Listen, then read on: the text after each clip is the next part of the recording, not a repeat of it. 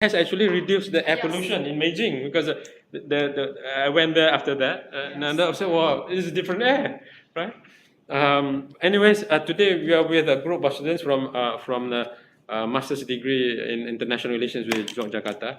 So I will need to go through this seminar or lecture rather quickly, rather fast, because I'm given a limited time, not because of we are here, not because of Universitas Muhammadiyah Yogyakarta, but because I have an event afterwards, so I have to let go of this facility and pass it to somebody else.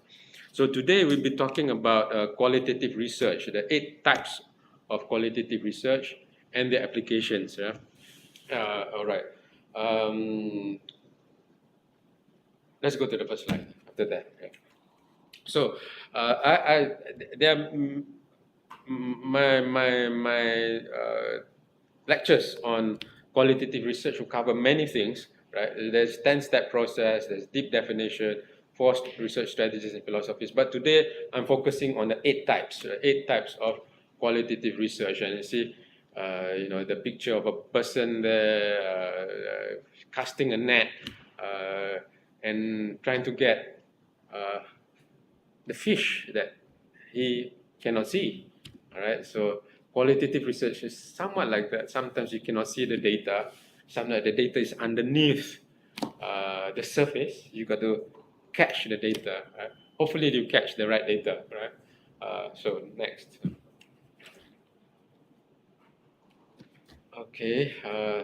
All right. Let's begin with a quote. A quote from Albert Einstein, one of the leading scientists, leading thinker, leading philosophers, one of the leading philosophers, thinkers, scientists in the world. He said, "Not everything that can be counted counts. Not everything that counts can be counted." So he is pointing out that sometimes, as many times, right, the thing that we want to understand, examine, analyze cannot be counted, right? And not everything that counts count. So, yeah, so meaning not everything that's counted is important. That's what I'm saying, right? So there are things that we need to use a different approach from the quantitative approach, basically the qualitative approach. That's Albert Einstein. So we go to the next slide. Um, okay, just a quick example comparison between a quantitative research question and qualitative research question. And I always emphasize that in research, right, research questions, your research questions is like a compass, right? If your compass is strong, you have clear research questions, you have a compass to guide your research, right? And at the end, your findings need to answer your research question. So a quantitative example, a quantitative research question, what percentage or percentages of postgraduate students complete their studies in less than 3 years after they have written 20-25-page research methodology chapter in your university? So that can be very quantifiable. You're interested in percentage, you're interested in people who completed less than 3 years, who have written 20-25 pages. So it's quantifiable, measurable. So that's a quantitative research question, right? And then qualitative research question is somewhat different. How does deep understanding of research methodology change the experience and the perspective of postgraduates pursuing studies in university? So one is looking at percentages and perhaps comparing percentages, those who did a 25-page research methodology chapter versus those who don't, maybe, right? And this one is to look at the research experience, the research perspective, the research, perhaps expertise too, yeah, of the postgraduate students. So looking at different methods, looking at different things, right? So this is the example of qualitative research question, right? So let's go to the next slide. So there are 8 types of qualitative research that I would like to share with you. There are more, by the way, but I think this is 8 types that I would like to share with you. I will give more attention later on discourse analysis because your instructor, Dr. Ali Maksub, right, a good, prolific writer, requested that I explain more on discourse analysis, so I will go a bit deeper when explaining that. So there are 8 types of qualitative research. The first one is the historical research. Historical research is the systematic accounts of past events, places, people, chronology, context, and the interconnectedness. Yeah. I start with that because it's one of the the beginning of research, so to say. Yeah. Using data derived from folklore. I got to read this one. Folkloristics, archives, online sites, offline documents, artifacts, interviews, and oral histories. If you're interested in studying the past, or past events, or past places, or people, leaders, figures, uh, even villains, right, of the past, right? Using a whole host of data sets. So it's flexible. It opens up a big space for data collection, right? And possibly drawing from various academic fields, such as archaeology, genealogy, and the study of lineage, right? The parental lineage and all. Historical sociology, and anthropology, linguistics, manuscriptology, natural sciences, semiotics. Historical research is very much interested in what happened in the past, what were the series of events, who were instrumental in creating those events, who were affected by the events, right? And that is also to differentiate between historical research and historiography, which means it's the study of how history is being studied. So, historical research is to study the history. Historiography is to study how that history being studied. So it's like a critique of historical research, right? So not to confuse with that. Yeah? So, for instance, maybe a long time ago, people say Shi Huangdi is a bad king. He's a violent king, killed a lot of people and all that. But then the revisionist historians and revisionist scholars say, no. He might be a bad king. He killed a lot of people. But a lot of emperors in the past killed a lot of people, right? But Shi Huangdi, Qin Shi Huang, started the building of a Great Wall, right? The building Great Wall started. And people say, well, he did not destroy all books. He kept the books in the walls of his palace, right? So they said, and he united China using the Hanyi, using the Han language. And China is so diverse. If you do not have one language, right, we cannot unite China, and China will be having all kinds of conflicts, right? So so before it was something else. Now it's something else. So that is a study of history. So if you carry out historical research and then you do historiography, right? And you look at how research is being done, and you say, well, it's different now. You understand it differently. Likewise, if you study slavery in medieval times, right, literature, and you study history under Thomas Jefferson, the people, the founders of United States of America, right? But who has slave as well, right? Or who has, some of the leaders have affairs with the slaves or have children under slaves or not. There will be a different perspective. If you study slavery now with the human rights conventions and movements and all the charters, right? You have a different understanding of human rights as well. So the comparison of the historical research might also evolve, right? And the interpretation of what is and what is not, what's right and what's not right, will also be different, right? Depending on it. So that is historical research, one of the earlier qualitative research, so to say. Yeah, and I just want to highlight a person who actually one of the revolutionaries of historical research. His name is Ibn Khaldun. You can say he's the father of social sciences because he argued that in the field of knowledge, we cannot just look at history as a series of events. 1911 something happened, 1912 something. It's like what is that?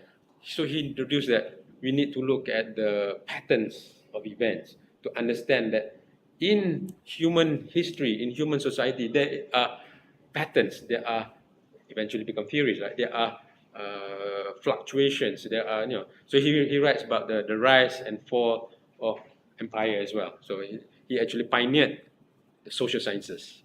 So social sciences become much more distinct field as a science instead of history, right?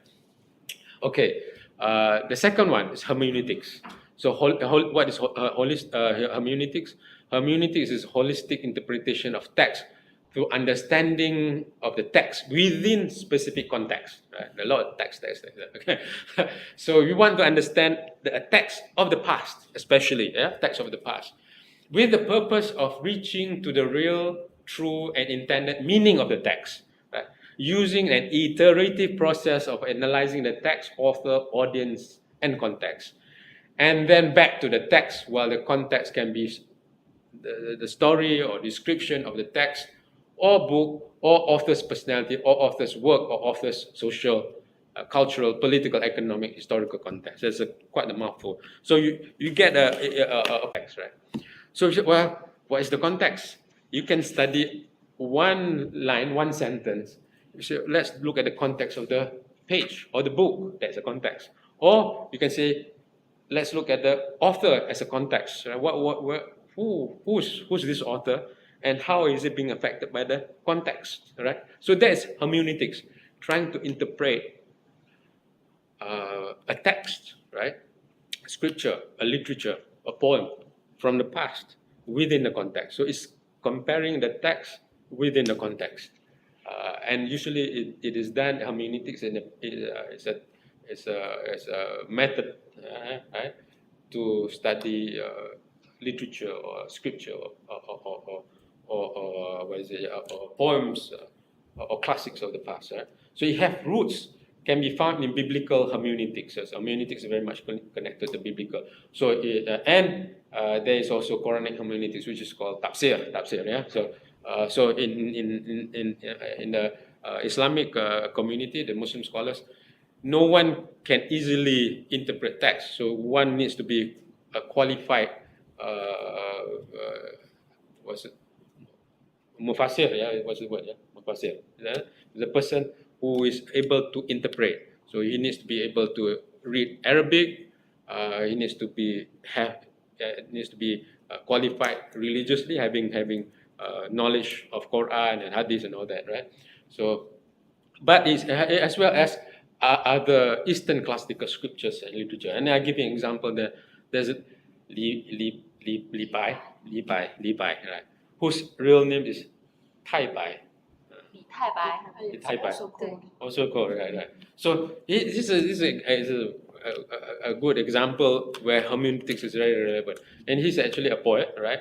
A poet from another province, was invited by the king, right, the emperor, to go to the palace because he writes good poems. The emperor likes poems and listen to poems. And he writes one of the famous one is the On a Quiet Night, Jing Ye Si.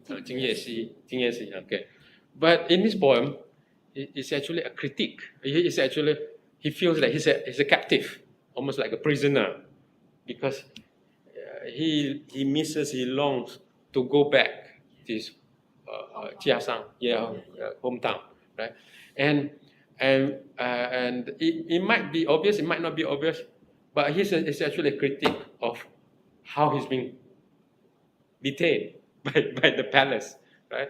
And if you look at other literature that's been written in Chinese, referring to what 大人小人, a big person, small person, referring to the king, right? Something, right? And the emperor, right? Bahasa Indonesia, Kaisar, an emperor, yeah. Will read it, it's no problem, right? But if people who understand literature, they say, well, you don't use 大人 meaning big person or noble person, right? But in the people who interpret it, the hermeneutics, look, you don't use the word person for the emperor. You don't use 人 for emperor. There's a wrong word. It's actually belittling the emperor, reducing the emperor, because you're using the word 人, person. The emperor, you don't refer to the emperor as person, right? Huang Sang, so it's always up there, right? So this is the challenge and beauty and problem of hermeneutics, right? You got to understand the text, but not just the text, you got to understand the context, you got to understand who writes it, in what context is writing it, right? And then you will know the meaning of it, right? Especially the classics, right? The classic. Now, another example I like to quote is very famous Sufi. His name is Ibn Arabi, one of the, that's the person. I'm not sure that's his picture, but I guess it's an impression of Ibn Arabi, right? He wrote this book, The Alchemy of Human Happiness. He argues that Quran is a spiritual book, so it must be read spiritually. It should not be read literally. It must be read spiritually with spiritual knowledge, right? And he being a Sufi, he's one of the person that's highly regarded, but also controversial, because in the tradition of Sufism, deity is described rather differently, right? So, I mean, there's this whole discussion in Sufis where the poet or the scholar, right, would say, God is under my sleeve, right? How we could say that, right? Some would say the Al-Hallaj versus Junaid Baghdadi, the person who say, I'm the truth, I'm the truth. Truth as in God, truth, right? And the truth, haq, is meaning the ultimate truth, so to say. So later, and he was actually being persecuted later on, he was, and his friend, right, who is the head of the religious council there, said, he's got to stop doing this. Yeah, you are going to be caught. And then he said, yes, I'm going to be caught, and you will catch me. You will kill me. And so is the case. But the point there is this: when the head of the religious council, right, Junaid Baghdadi, he said, well, on the Shariat, which is by law, right, he's wrong. But hakikat, he said, wallahu alam. But in truth, only God knows. So there are different levels of interpreting a particular sentence, right? Which is the sentence is, I am truth, I am the truth, right? This is hermeneutics. We interpret even a word, a sentence within the context, right? So one of the more challenging research method in hermeneutics is tafsir. Yeah? That's why it falls into the realm of theologians, it falls into the realm of philosophers. So sometimes philosophers, if you look at works by philosophers, they would take one word and that can be their thesis. That word can be their thesis. Yeah, so it's fascinating. But I work with some professors in philosophy, and so they just take one word and that is their research. It's amazing. Like pluralism, you can study that and then see the manifestation of pluralism, and then they interpret what pluralism, the root word of pluralism, where it came from, how it's applied, and all that. Now, hermeneutics is also a study of how a text from the past can be interpreted in the present, right? How, especially spiritual text, right? How are we going to apply a spiritual text, which is written hundreds of years ago or thousands of years ago, to today's world, right? So it's a different context. It's interpreting the text within the context in today's context. There you go. Right? So that's hermeneutics, right? So suppose you study Sun Tzu, Art of War, Sun Tzu, the Art of War. Right?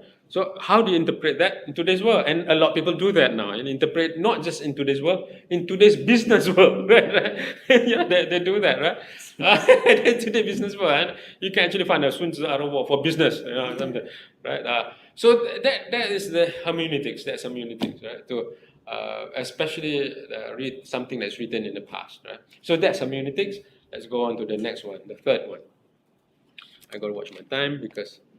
All right, narrative research, number 3, narrative research. Narrative research is a fun research because narrative research, the philosophy is that if you want to understand qualitative work, you want to understand something about somebody,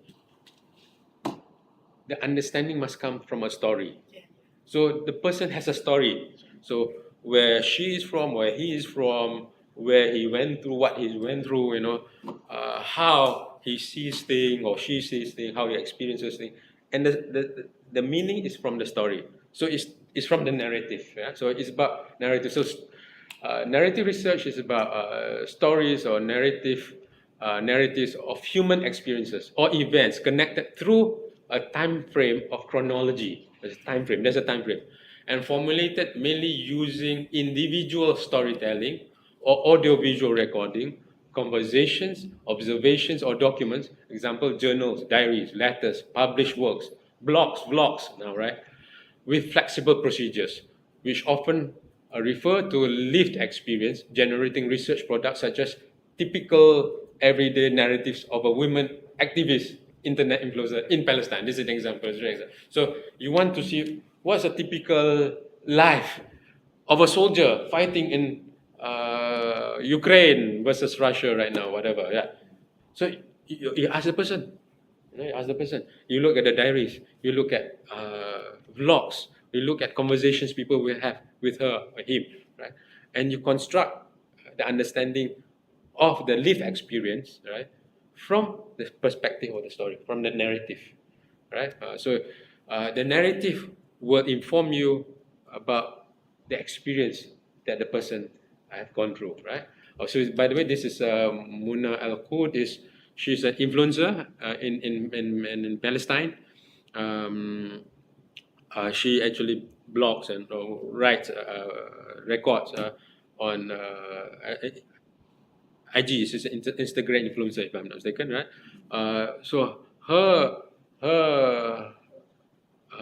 was it social media has actually informed a lot of people about what the struggle, the evictions, how the torturings of the Israeli army on the Palestinians, how and she was also being and his brother, yeah, being detained, imprisoned by the Israeli government. That was in 2021. Yeah. So if you want to understand something fascinating. There's a typical everyday narratives of a woman activist internet influencer in Palestine. That'd be something interesting to research on, right?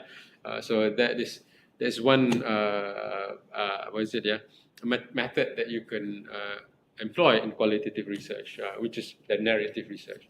Now the fourth one, grounded theory. The grounded theory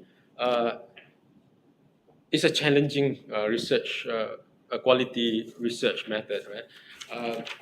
Grounded theory, but it is a powerful one because basically it answers the why question. Why something becomes something, right? So it's about theory formation. Also, the grounded theory is also known as constant comparison method, right? It's about theory expansion through constant comparison, comparing the data and the concept. Data, concept. And every time you get new data, you compare it with the concept. Change the concept, right? Improve the concept. It's an iterative process.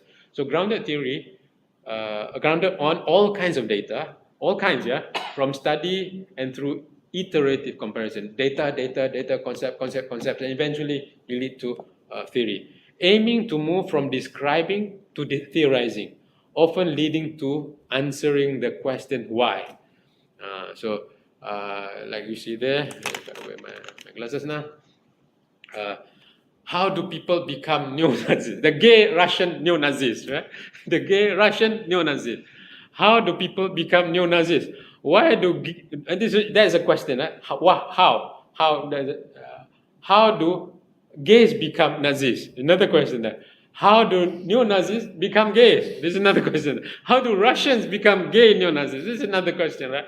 So by asking collecting the data, you to construct the reality more and more. Data concept, eventually you can form the theory. There's a, by the grounded theory, the two school of thoughts. They are friends before. This Glaser and Strauss, Bunning, Glaser and Slim. Strauss, they are good friends, right? But then they part into different schools of thoughts, right? So one is much more systematic. There's coding and all that, coding, memoing and all that. The other one says, no, what's important is to get data, whatever data. It can be your diary, it can be documents, it can be meeting minutes, it can be anything and then you construct a concept out of the data, and then from data on the concept you have categories, and then you have theory. So it's very also known as an inductive, right? Inductive research, right? So very inductive, it's bottom up. Right? So that's grounded theory. At the end, you can have a model to explain why a person become the person. How did a teenager becomes a smoker, and how from the smoker becomes a drug addict, for instance. You can see that. You can see that transition. So you can have the explanation. So it's very much a wide. So that's grounded theory. That's number 4. And number 5. By the way, going back to grounded theory just now, I mean, I have students who use grounded theory. It's challenging. It's a lot of so the grounded theory is where the data keep on moving. But the outcome is super because it's rich in data. It's rich in very rich in data, and then you can really understand what the causes are, so to say, what the process is and what the causes are, right? So the grounded theory is interested in why, ultimately. All right, and then sometimes they produce models as well, grounded theory, right? Let's go to the 5th one, ethnography.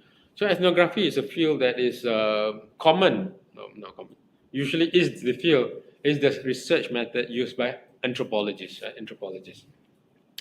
So what is it? It's rich descriptions of human community or social group or culture. So basically, culture is a big thing, and they're studying people, right? A group of people, right? Not necessarily something abstract like out there somewhere big, but they're studying very specific human community or social group. From the word anthropology, anthro is people. Anthropology, logy is the study of people, basically. Yeah. Unlike sociology, it's a study of society, so it's a different perspective. Yeah. It is done and then it is important in their environment. That's important. So in their environment, they're through prolonged immersion and participation or fieldwork, as well as other forms of data collection of beliefs. Data collection of what? Data collection of their beliefs, emotions, values, social symbols, and spaces, desires, goals, language, hidden narratives, acts and activities, events, and temporal data. In the actual, and that is important, in the actual social context. So the researcher is also the instrument. The researcher is called in the instrument, and the key method is participant observation, right? So they will live in the community where they're studying. They do immerse themselves. I mean, a year, maybe 1.5 year, 2 years, right? In the community. So they can go in with zero knowledge, but they come up almost like a expert of the community. Right? So they might not know what is rice, but they will come out, they know how to plant paddy, how to harvest the paddy, when to plant the paddy, what type of soil they should use, how much water you should use, and what seasons that are good, what insects will affect the paddy, who are the paddy planters, and how do they live, what values do they have. So there is a very powerful way of learning because you're submerging yourself, immersing yourself in the community, live with them, right? So the researcher will go in and participate in the activities of the group that they study, and then will go back. They'll make field notes, and they'll go back and they'll write. Usually, that's what they do. So they are not just observation, but participant observation most of the time. Of course, they cannot participate in all, they might not be able to participate in all activities, but whenever they can participate, they will participate, right? So the example that of a good example, a very famous one, is called Weapons of the Week. It so happened that this study is conducted by a professor from Yale, one of very established universities in US. He studied in Malaysia, and it's not too far away from Penang as well. It's called Weapons of the Week. It's almost a Marxian study. Study of the villagers who actually have power in the class conflict. So sometimes we talk the proletariat, the working class, don't really have much power, especially in the village. But he argues otherwise. He said there's weapons of the week. He was giving a whole host of. He said they do food foot dragging, so they move slowly, they move slowly. False compliance is people think they're complying, they're not complying, they're not following it. Pilfering, the ignorance is, I don't know how to do this. He asked me to do, I don't know how to do it. Sometimes theft, right? So these are weapons of the weak, right? The weak have weapons too, right? So he was capturing these activities among the villagers, and he can only know when he actually interact and find out why do you do this, what are you doing. By looking out from outside, you might not be seeing, be able to see. But if you're inside, living with the village, interacting village, right? You know who's who in the village, right? Then you see, oh, they will start telling you stories and their and hidden narrative why they do things the way they do things, but they do not tell everyone, right? They tell among themselves on it. This is what is it? The very accessible for ethnographers who are living in the community and then being accepted by the community. Yeah, so that is actually the community in Malaysia that is studied. So that's the idea of ethnography, that you go in, you just collect any data that you need, and then and anthropologists, ethnographers can interpret symbols too because they've been there for a long time. So, or red means this, blue means this house symbolizes what, and when they dance in certain manner, or it means something else if they're studying dancing. The power structure in the village, in the community, for instance. Yeah. So traditionally, they have been all this while.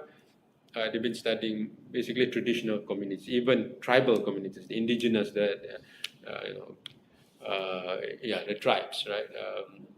Indigenous. But now anthropologists or ethnographers have moved beyond the traditional societies, and even in this urban anthropology, even cyberspace, so they can go and live in a particular Facebook community, right, interacting with them and actually documenting, understanding, communicating, and capturing the activities, the meanings, the symbols within that particular group, right? So that is ethnography, right? Number 6, thank you.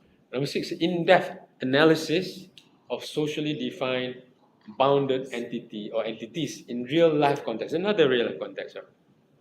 So case study, which is another common research method, qualitative method, in-depth analysis. And by the way, case studies can be combined with qualitative, can be combined with quantitative as well. So you can collect quantitative data together with qualitative data.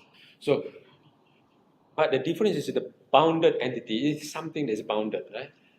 In real life context, including organizational, temporal, meaning they can study companies, communities, organization, NGOs, right? Temporal periods, or universities, right? So if you are like studying educational tourism, you can study the institutions, right? That can be a case study. Spatial, you can study spatial context, the public space, you can see, right? The public, Tiananmen Square versus Merdeka Square. Merdeka Square is Kuala Lumpur, right? There's another square there. Or Times Square, whatever you can call it. Right? You can compare that, right? The space, you can compare space. Systemic or strategy. This strategy versus that strategy, or that strategy. You can compare that. Operational process based. So it's very much management, but how do you compare TQM, total quality management, and BPR, business process reengineering, or what's it, blue ocean strategy? You compare all this. Well, how do you compare that? Processes you can compare. Structural, cultural, individual cases and occurrences. So you can even study the strategy of Jokowi versus the strategy of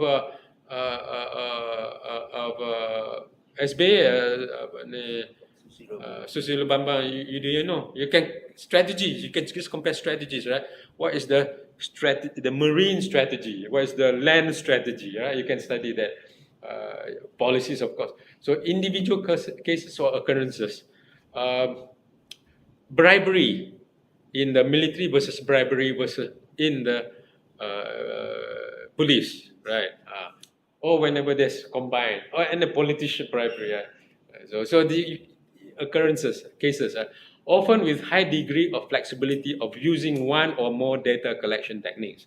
So you can study the meeting notes, you can study the conversations, you can study even what is written on the walls of toilets, right? Or conversations in the toilet, because a lot of conversation happen during toilet, like the work, or conversation when they play golf, you can do that. Observation, what is it? Yeah, quantitative data as well, statistics. You can. So it is very flexible as a method. Oftentimes, when my students are not clear, or I'm not sure, I'm going to do survey, I'm going to use this. I say, okay, how about case study? So case study is a good way to encapsulate a lot of different things together, right?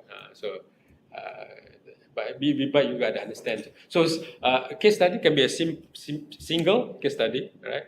Uh, the melanin,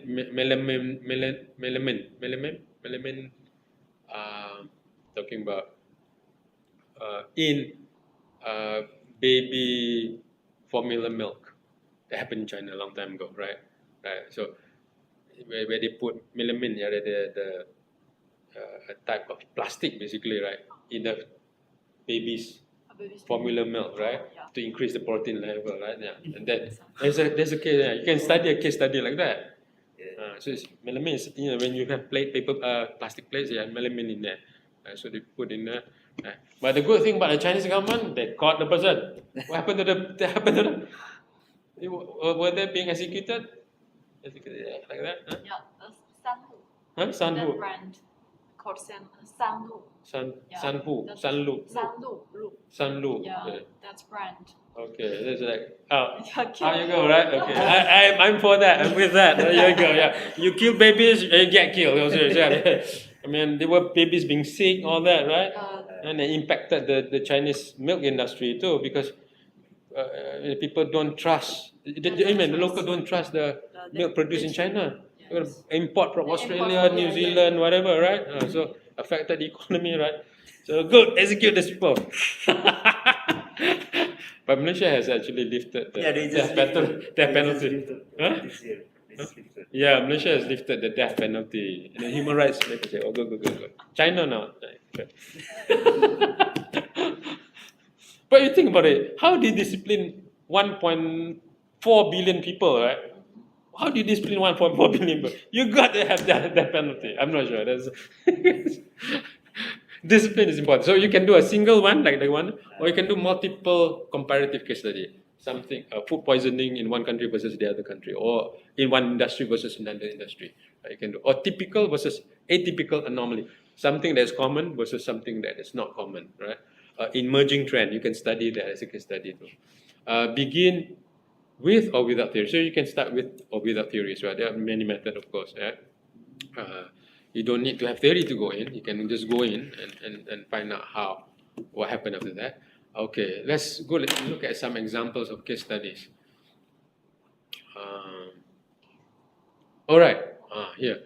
The rough sleepers and homeless phenomena, or unhoused community. There are many different ways of describing or they're using. So these are the pictures of 3 different case studies, so to say, given cases of rough sleepers or homeless people or unhoused community. So on the left there, we see people sleeping on the street, right? This is in Melbourne, right? It is Melbourne. So they just sleep on the street because they do not have house or they're homeless, right? They just sleep on the street. And this happened in Melbourne, and there are initiatives to actually ban this rough sleepers. They just sleep there on the street there, right? So this is a phenomena, and it is the city is taking initiative to ban them, right? So this is Melbourne. Another one there up there, that is actually near my university. I actually go through this tube station. Tube is the underground train. So it's Holborn, the name tube station Holborn. So next to it, 1 or 2% be some people, homeless person there, right?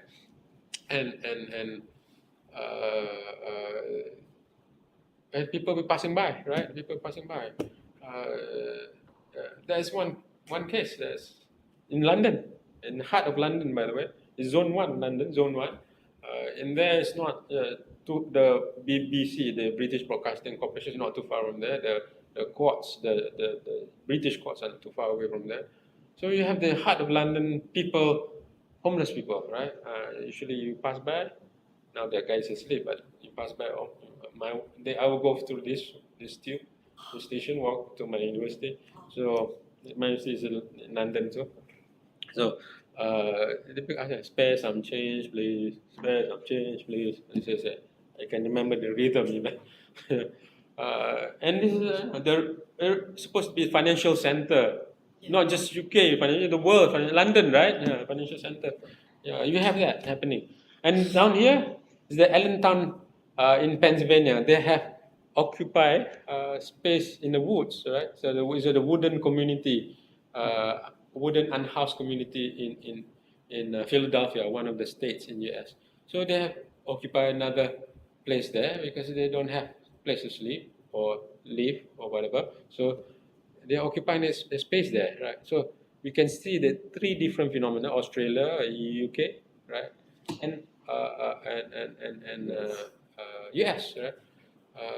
And then this is a phenomena in US and growing phenomena after COVID. Even you see that happening as well. You can go to the next slide, if I may. Thank you. Oh, not yet. Go to the previous one. So the picture up there, which did not appear at first.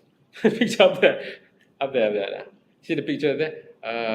There's the old Curiosity Shop. It's written in Charles Dickens' book, right? Curiosity Shop. This is really close to my university's, my London School of Economics, right? Really close. And my university is just next to that. So I'll pass by. You see the blue tent? The blue tent there? There's actually somebody sleeping in there. So every day we pass by there, right? That's why my supervisor, who actually pioneered the world system theory, no, the global system theory, he said, you cannot explain space, you cannot explain the whole idea of developed country, developing country, underdeveloped country. You have London there, outside London there. What is that? Is that development? Is that developed? you have, developing, poor practices, poverty right in the middle of, developed, first world, second world. And this is not first world. This is third world, fourth world country practices, right? So the whole definition of city as developed and everyone he questioned that. So he doesn't say he refused to accept the idea of space as a concept to describe development, first, second, third world, right? So I pass this through there, and then people if I come back from university, come from my class, somebody will be asking me, says, change, please, says, change, please. And I also stayed in Manchester because my wife studies there, and so we live there for a while. So I will commute to London. In Manchester, it's like outside of this building, right? Because it's on the street too. There'd be prostitutes.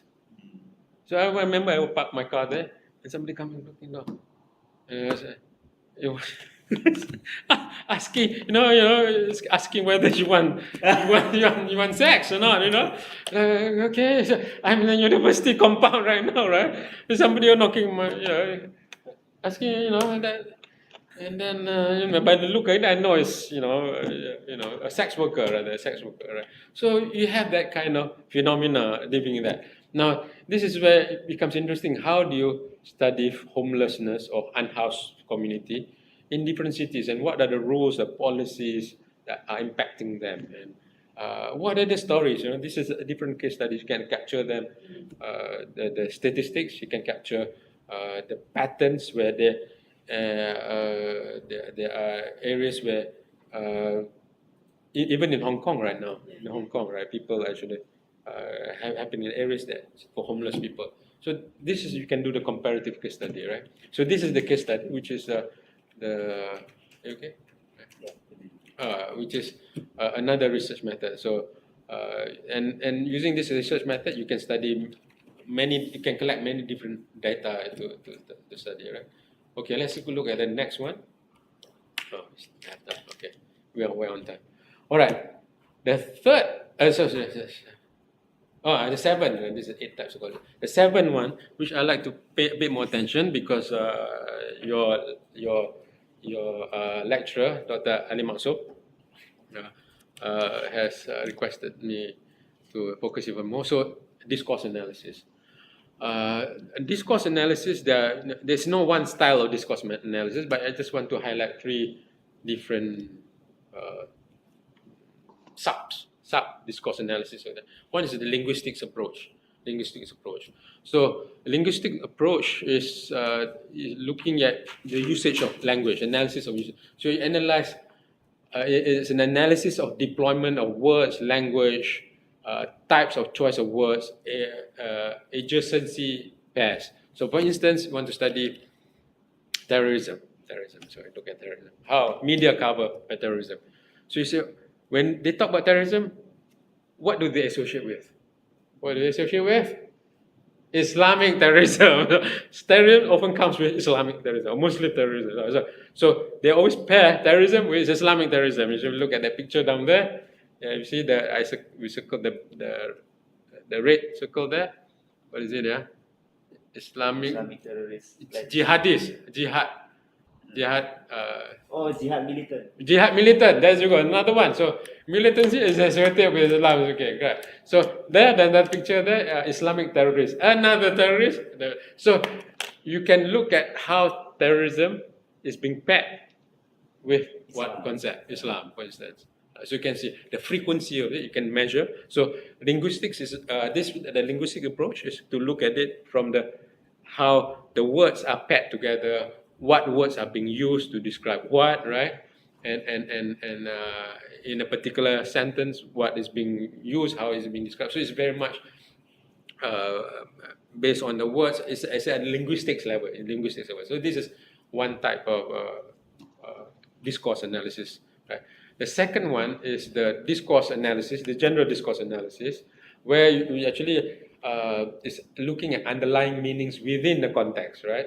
Underlying meaning within the context. So analysis of how spoken and written words construct meanings within a certain context.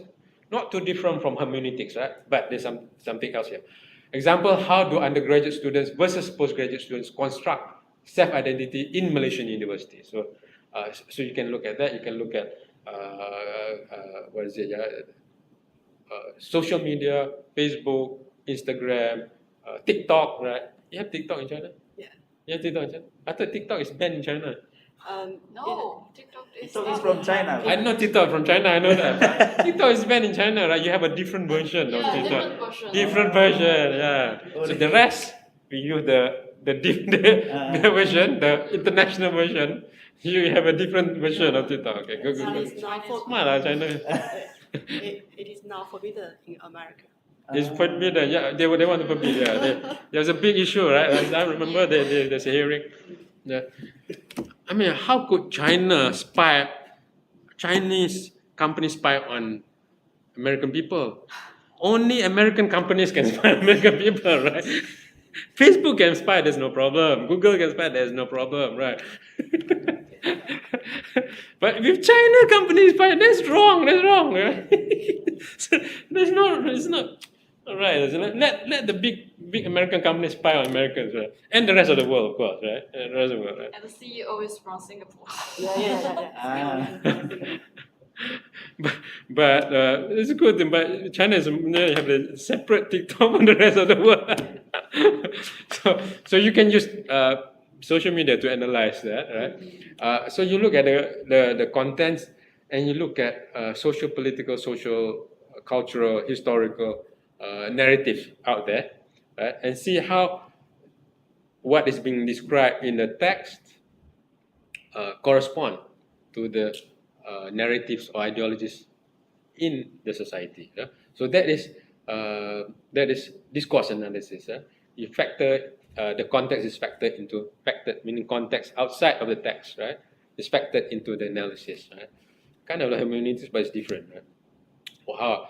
Now, what I would like to emphasize in here is C, critical discourse analysis. Now, critical discourse analysis is to take the analysis even further, right?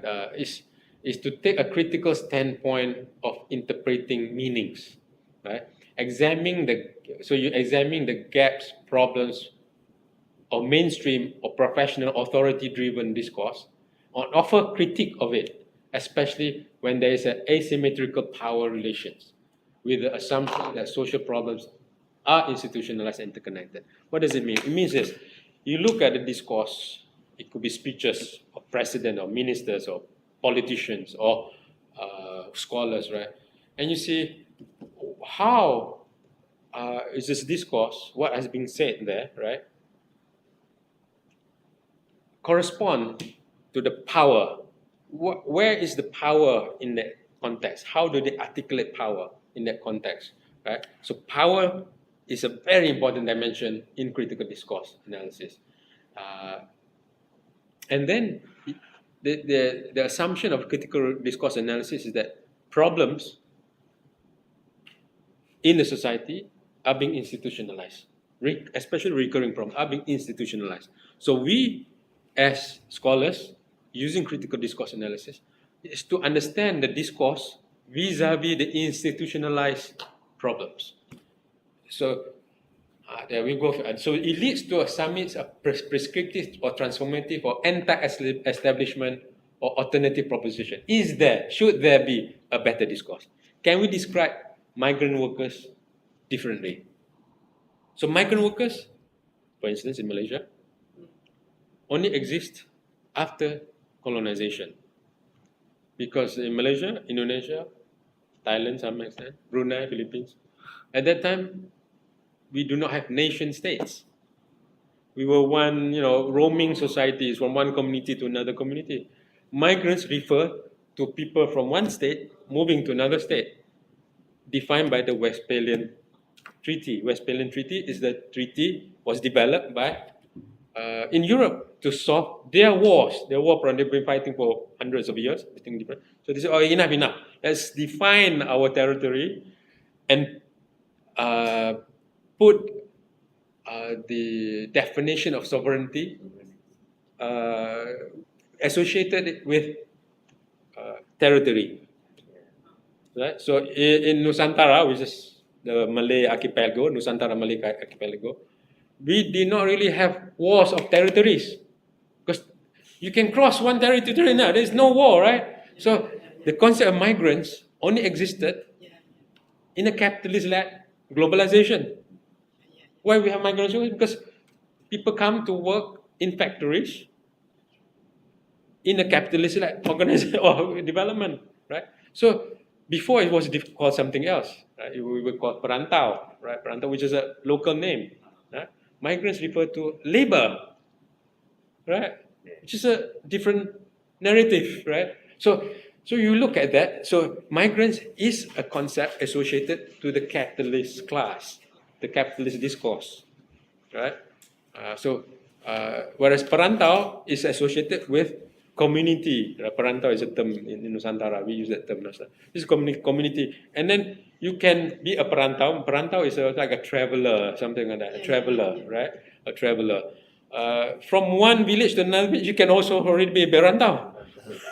Right? So if rantau means the kind of like the shoreline. That is rantau. So it's kind of like that. Right? So and before, if you look at the village, I'm not sure in China, in village in Malaysia, in Nusantara, Indonesia, and all that. So Nusantara was once big, right? From Sabang to Merauke to Philippines, right? Sabang is Sumatra, Merauke is in Papua, and to Philippines, and from Rota, southern Indonesia, up to Miangas, up to Thailand, right? So big space. The village do not have boundaries. The houses in the village do not have fences. There's no fence between houses, right? There's no fence. We play from one house to another house just like that, right? There's no fence. So it's like, so boundaries are new creation, right? New creation. So these are the things that critical discourse analysis look at. How has the concepts been constructed? Construction of concepts, right? And to see how the construction of concepts are associated with a power entity, right? It can be government, it can be corporations, it can be whatever power community, powerful community. Then you examine meanings, identity from an unequal perspective. Is there inequality in the discourse? Are they talking down? I'm sure it's like American leaders going to Africa, propagating LGBTQ thing, right? So human rights includes all the rights, including whatever you decide today. You want to be transgender, go ahead. You can use the women toilet, right? Right.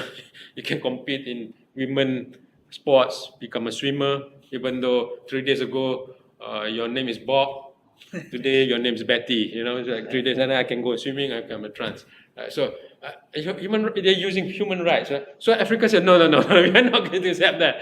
I mean, the Africans, they say, look, Americans, they do not understand politeness. Yeah. They do not understand politeness. When people are silent, doesn't mean they agree. So they got to use vulgar words so that they can understand, right? So when you look at the language of the foreign dignitaries going from one country to another country and talking down to us, right? As if they know they had occupied the moral high ground. So you analyze that. That is a critical discourse analysis. So you can look at speeches of presidents or policies, in fact, right? Immigration policies, to examine, to expose institutionalized knowledge patterns and their connection with power. What are the assumptions? What are the words? How do they build knowledge, understanding about reality using those knowledge, right? So Malcolm X is one of the leaders in US. So we have Martin Luther King, right? Martin Luther King, a lot of people know about civil rights movement. He's in the South. Malcolm X in the North. Right? He's in the North. A good friend of Muhammad Ali, the boxer. He said, if you're not careful, the newspapers will have you hating the people who are being oppressed and loving the people who are oppressing you, who are oppressing the oppressing. So we can be oppressed and we are sympathetic to the oppressor, right?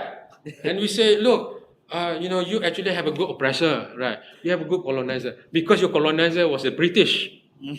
My colonizer was the Dutch. The Dutch are bad people, man. You are good. You're lucky because you have British colonizer, right? So British built hospitals, built schools, right? Educate you all, right? The British are good, right? Sick mentality. That's colonized mentality. As if we cannot develop without the British, right? Right? Same goes with the native Indians, right? The native Indians, look, because the native Indians have tipi, right? The structure is like a tent, right? That's considered as old style, traditional tribal. But the tent can resist typhoons and all that, right? And they say the white man's burden, right? The white man's burden is to civilize the world, right? So the whole discourse of white man's burden is to civilize the world, right? So I came here to civilize them, right? As if we cannot have our own civilization, but you stole centuries of our life, our history, because of colonization, right? Right. And by the way, the piston in the car, right, is a product of Nusantara. There's a documented history where it was presented. The piston is the gebok besi bahasa. In the bahasa, it's called gebok besi, where you can actually create a fire using a method, right? So that thing was presented in a workshop in Penang, by the way, right? And there's a German in the audience brought it back and presented it to Europe to a person named Diesel engine, right? So they brought it more advanced. But at that time, we were colonized, right? We cannot create our own industry, right? At that time, right? So we have the world is being led by a capitalist-led globalization initiative. So, with colonization here happening. So we can say that, look, the words we are using right now, the concepts we are using, like I said with my students who are studying CSR, right? The concept of CSR we're studying right now is a Western concept. Like in China, right? You have being practicing social responsibility even without the concept. Even you have the communes, right? You have problems. You go to the head of the factory, so to say, right? And the head of an economic group, right? The economic group will have kindergarten, schools, and all that, even clinics, right? So that is social responsibility, right? So now we take their idea and say, well, we are just learning. Well, hold on. We got to look at our ideas, right? So that we empower ourselves and be able to see the knowledge that's emanating from their power against our power, right? So that we are not being recolonized again. So critical discourse analysis, which is one of the founders is Michel Foucault, right? Michel Foucault. He talks about this, right? So this is the critical discourse analysis. So you can use that to analyze, like I said, policies, laws, speeches. So basically, it has a power perspective. So it's very important to look at the power perspective. So next one. I got finished in 5-10 minutes, I guess. Next one. All right. Okay. Next one. This is a silat form. What is silat called? Self-defense, kung fu. Silat is. It's our traditional name. Yeah, but this is a particular silat form. It's tapak suci. Tapak suci. This is tapak suci. Yes. Okay. So this is silat. Just afterwards we go back if you have time to talk about. So what the the critical discourse analysis, a general guide, right? So how do you go about? So I go slightly deeper. I listed questions as guide, right? So the first is to lay the groundwork with an eye on power. First, understand the rival, Iqra, which is the first word in the Quran, which means read, understand. Number one, what is the specific target corpus that you are analyzing? Corpus meaning the corpus of knowledge. Are you looking at the speeches? Are you looking at the laws? Are you looking at conversations? Are you looking at social media? How people, for instance, how sex workers articulate ethics? The sex workers have ethics, have norms. Yes, they have. But they have norms. We might think there's, but they have norms too. They have ethics. They have respect, whatever, right? They have norms. So that is corpus. What is the corpus you want to study? You identify what's the target first. Yeah. What is the social communication context? Is it historical, cultural, political context? Where is this corpus existing? Is it what time, in what period, in what country, in what context? So you want to look at plays, for instance, or play, right? A theater play, right? So where is this existing? It's in a cultural context. So you want to understand the context as well. Debates, the political debates. It exists during election, for instance. Do you have debates in China? Political debates. Oh, you have that too. Okay. All right. Okay. Get you all in trouble though. Number 3, what are the key and supporting concepts in that corpus of knowledge? Right? What is being articulated? What is being said? Get the concepts, get the supporting concepts. How are these concepts being described and defined? Right?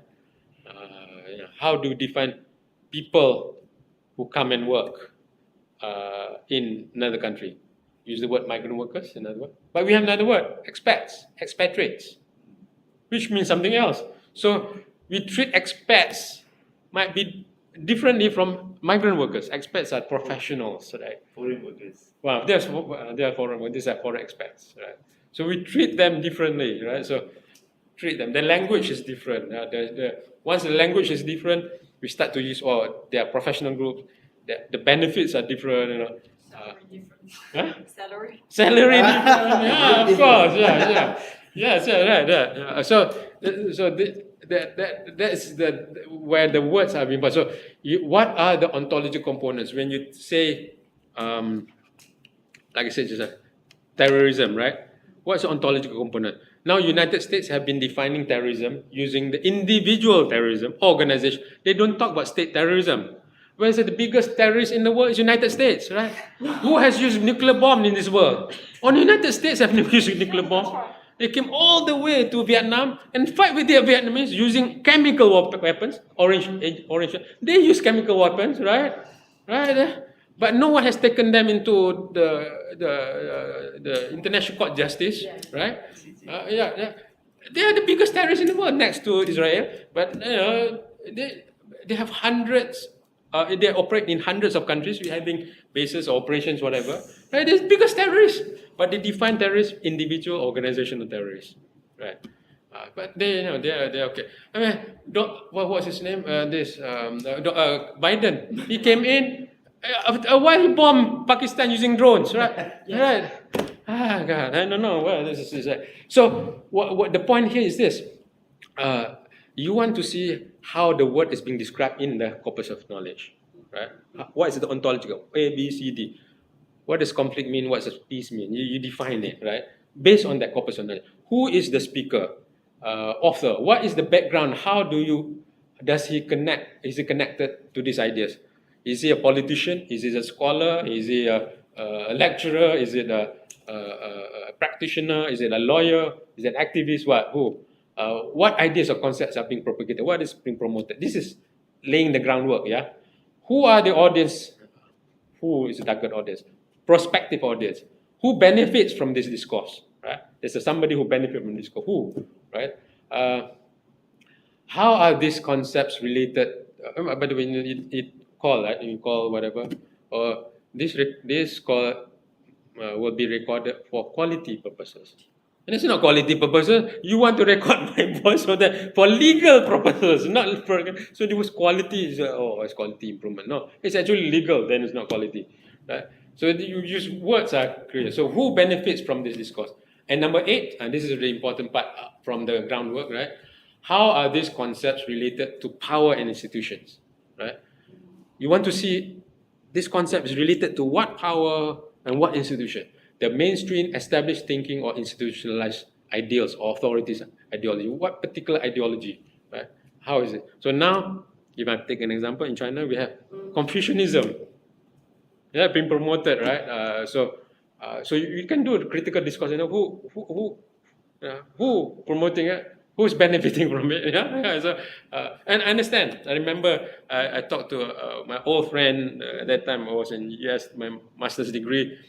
She was the interpreter for Li Peng, one of the premiers, right? Long time ago, maybe 10, 20, 30 years ago. Okay, or something like that. I asked her, what is the number one priority of China? She said to feed at that time, to feed 1 billion mouths. To feed 1 billion, to make sure, to feed 1 billion mouths. It's not easy to feed 1 billion mouths, to make sure everyone can eat. 1 billion people, not small country like Malaysia. And I asked what is the second priority? She said, to make sure if there's a problem, right, that people do not rebel. Those who do not have enough, those who do not have food to eat, they do not rebel. So order is very important in China. They do not want to have disorder and rebellion here, and they cannot have 1 billion people. It's too many people. The problem with so order is important. So Confucianism establishes order, right? There's order. So you can analyze that, right? So this will be an example, critical discourse analysis. A particular idea, right? What is this? Jokowi is promoting the idea of maritime. So bridges are not so much promoted. You want to promote poros laut, poros. Foreign policy Indonesia. Basically, making ports more active, right? You take establish ports, right? So having the ports, right? Reviving the ports. So you can look at that as one ideology. So you can look at that as one perspective to analyze. Second one, finding the weak points. So first is to actually study, understand the ideas, the ideology, the person first, whatever, right? The attack that's coming in. Finding the weak spots. What ideas, concepts are being criticized? You've got to know that. And then it is done directly or indirectly. And in Western literature, in Western discourse, oftentimes it's direct. But in Eastern discourse, even more so for Indonesian discourse, many are very indirect, right? Don't even mention name, but it's like a knife trusting into the person, by very indirect, right? So very indirect, very indirect, but still very powerful, right? Who is being criticized or being challenged? What is the position of power of those being criticized? So when they attack, they question somebody, or who? There's a speech by the previous prime minister, one of the previous prime minister of Malaysia. They say Malay is lazy, right? Why are you saying that? Right? Because he's very much into industry. Yeah. The prime minister is very much in industry, corporate, and then MCO came, the COVID came. The people who work are the Grab drivers, the delivery food, the nurses. These are the Malays who actually work. So look, they're not lazy, right? And then come another prime minister. They say, "You are arrogant. Malays are arrogant," right? So there's a statement. So people questioning that, right? So who are you talking? Who are you questioning, right? Who are you attacking? So that is so you know the attack is coming. So what is the problem with this concept or construction of reality? What are the gaps, blind spots, omissions? Sometimes what is not being said is actually equally, if not more important. What is not being said by the concept? Yeah, 5 minit. Okay. What is not being said? What is not being said, you also want to capture. So the way they define the thing, they do not define something else. Right? There was one, Malaysia is defined by the Malaysian Inc., they call it government. What is it? Government, industry. What is it? There's a third one. Malaysian Inc. What is it? The banks and industry. So labor is omitted in the analysis. The conceptualization of a nation, for instance. So you look at that, what is being omitted. Then the counter punch. If you tapak suci to the kata melebur diri the flying dragon, naga terbang. Is there an alternative discourse to these ideas?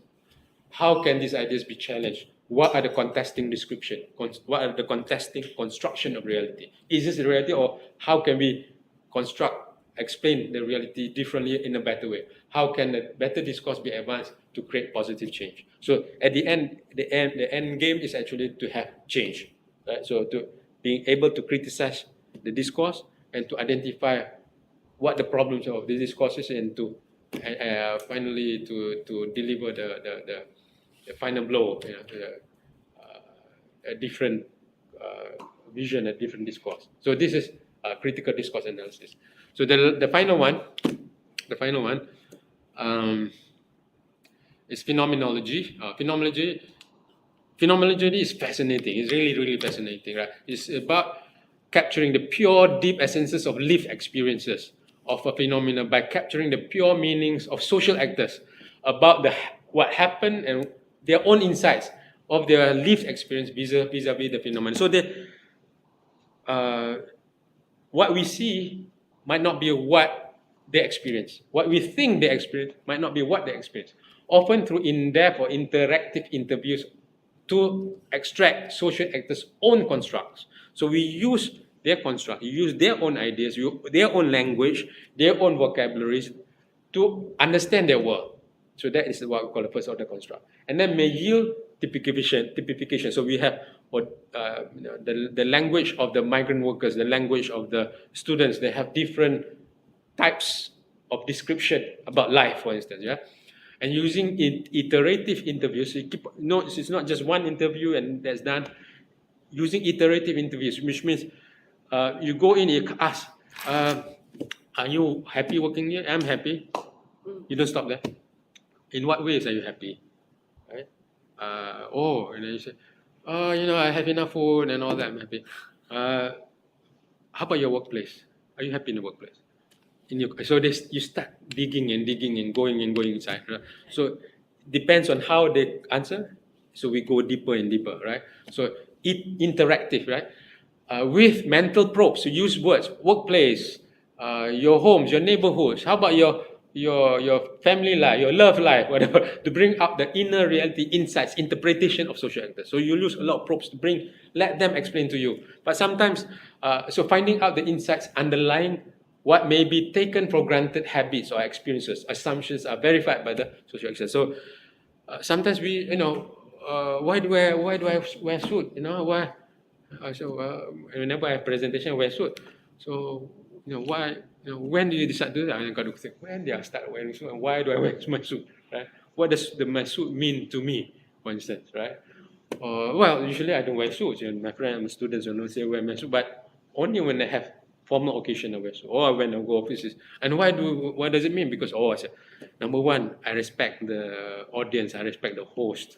Number three, it's a formal occasion. I dress formally, instead of wearing jeans and all that. Although most of the time wearing jeans goes to work. So those ideas might not come in easily, but through phenomenology, because you go into the social actors' own thinking and dig the ideas, right? Go inside that and bring it out, right? But then you assume also, you mean to you looking good is important? Yes, it's important, but only when in front of audience. If I'm not in front of audience, I won't be dressing up formally, for instance, like that, right? So you get into more and more into the insights, and that's phenomenology. Very powerful concept. You do not use your own theories, your own concept. You can use your concept and go and ask, get their verification, right? The next one, this is the final one. Well, final. So this is an example we studied in Penang. Are you happy working in Penang? We asked so how do they experience? But what we discovered was we were asking the wrong question. Because to them, happiness is not the highest state. Can you go to the next one? A deeper question, which question whether happiness as a construct is the highest state of positive emotion. To them, happiness is not the highest state of emotion. You can understand. To them, the highest state of emotion was this fulfillment, this emotional, spiritual gratitude. They were thanking God a lot of times, syukur, familiar giving, earning money to give back to their family. To them, that's the important thing. They feel happy to do that. They feel the happy. So for them, happiness is not important. The giving is more important. Give them more fulfillment, more content, feel more content, right? More meaningful to give. So sometimes you ask the wrong question, you might not get the answer, but you use phenomenology, you get the better set of answers, right? So these are migrants from Hong Kong coming over here. Masuk. 3 minutes. Okay, because doktor tu nanti ada kelas. Okay. Thank you. Next one. I'm finishing the slides. Here's a picture, famous picture, Nazim Hikmat, is a picture of happiness. You look at that, and it's a they have chicken, dogs, bed shared by 7 people, right? But they're smiling there. So, and the leaking roof is umbrella there. So happiness is a different conception to this family than the way we look. They have cat, they have dog, and chicken there too, right? The next one, that's why I won't go deeper in that. Edmund Husserl is the founder of it. So to begin with, we put the proposition, pure phenomenology is the science of pure consciousness. You want to see the consciousness of the social actors, right? The next one.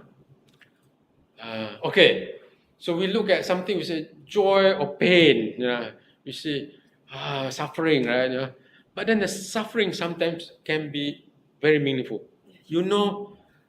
I'm a father, I come here, I work, I do not have it. I only eat once a day, right? So that I sacrifice for you, my children. And that pain is interpreted as very meaningful contribution, right? It's just like, the hardship is actually a joy. Hardship is meaningful.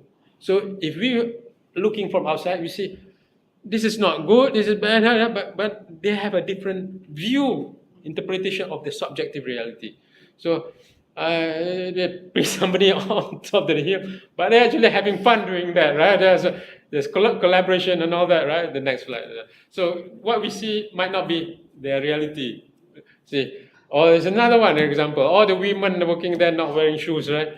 So to see what is phenomenology, to see, to sense, to feel the world and the social reality from the social actors' eyes, experiences, emotions, in order to capture their pure consciousness. That is phenomenology. So they get really inside. There, I think the last one. Okay, these are some examples of like Lego, the Lego toy, right? They were going downhill, but then they use phenomenological approach to understand play, how people play, how kids play. It turns out that they actually experimented with the other things like, Lego is hard to do, right? But it's easy stuff to do. But people do not like that. They want the idea of building. So they not just play, they like to have problem solving, creativity, and play with the parents. So they understand play differently from what the marketeers want to study. The next one. So okay, we'll just skip this one. That's okay. Right. So these are the 8 historical research, hermeneutics, ethnography, grounded theory, narrative research, case study. That is basically discourse analysis and phenomenology. Those are the 8 types of qualitative research. Okay, so terima kasih. If you're interested in the PhD, welcome. Come here. I got to adjourn. In a minute they will chase us, right? Any quick question before they come? They're coming. Any quick question? No? All right. Okay, thank you very much. We call it a day. Thank you. Nanti I go to Jogja, we makan gudeg. Sama gudeg and apa King Kong? Itu what is it? That kambing bones, that. Tongseng. Bukan tongseng. Tangleng. Tengleng, tengleng. Okay.